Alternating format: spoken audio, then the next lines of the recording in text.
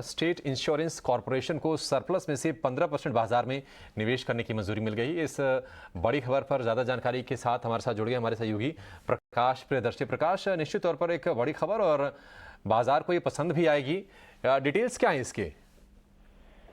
देखिए, कल ईएसआईसी जो कि इस एम्प्लॉयज स्टेट इंश्योरेंस कॉरपोरेशन है, उसकी कल बोर्ड मीटिंग हुई थी और उसमें इस बात पर सहमति बन गई और यह फैसला ले लिया गया कि जो ईएसआईसी के पास सरप्लस फंड्स हैं, उसके इन्वेस्टमेंट पैटर्न में अब बदलाव होगा, उसको ज्यादा डाइवर्सिफाई किया जाएगा। इस वक्त जो इन्वेस्टमेंट है ईएसआईसी का, वो डेट फंड्स में ही है, लेकिन जितने रिटर्न की आवश्यकता है और जितनी उम्मीद की जा रही है ईएसआईसी की तरफ से, वो हो नहीं पा रहा है ड्यू टू वेरियस फैक्टर। तो अब इस बात पर सहमति बनी है कि ईएसआईसी अपने सरप्लस फंड्स को डाइवर्सिफाई करेगी और अब इक्विटी में भी उसका निवेश किया जाएगा। ये करीब शुरुआत में 5% होगा और उसको बढ़ाकर 15% तक किया जाएगा, जैसा कि इस वक्त ईपीएफ में उसी पैटर्न पे पहले 5% और फिर इसको चरणों में बढ़ाकर 15% किया जाएगा। 2 क्वार्टर के बाद किस तरह के नतीजे आते हैं उसकी समीक्षा होगी और फिर इसमें धीरे धीरे बढ़ोतरी होगी।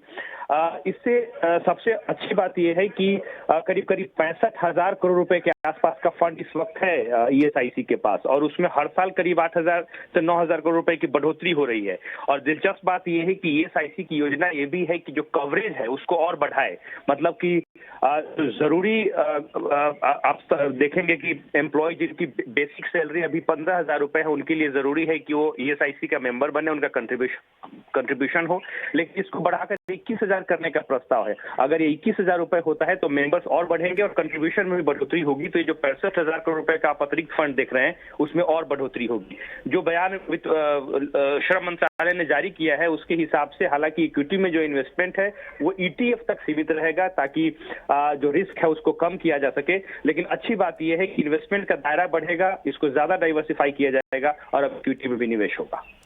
प्रकाश, आप जैसा कि बता रहे हैं कि ईएसआईसी के पास जो सरप्लस अमाउंट है वो करीब 65,000 करोड़ रुपए के आसपास का है और अगर हम 5% के हिसाब से जोड़ें तो तकरीबन 3-3,500 करोड़ रुपए के आसपास का निवेश शुरुआत में आएगा, करेक्ट? जी जी बिल्कुल।